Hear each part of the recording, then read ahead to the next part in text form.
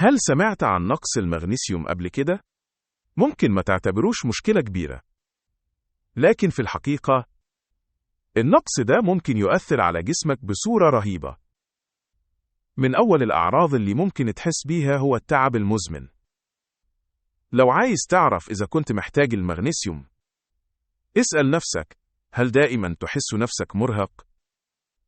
ومش بس كده، ده كمان بيؤدي لفقدان الشهية، كأن جسمك بيقولك مش قادر أكل. لكن القصة ما تنتهيش هنا.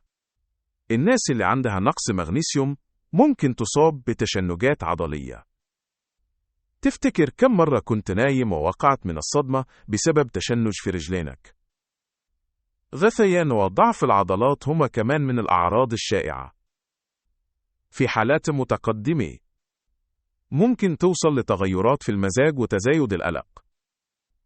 وفي أوقات بنشوف تأثير نقص المغنيسيوم على القلب.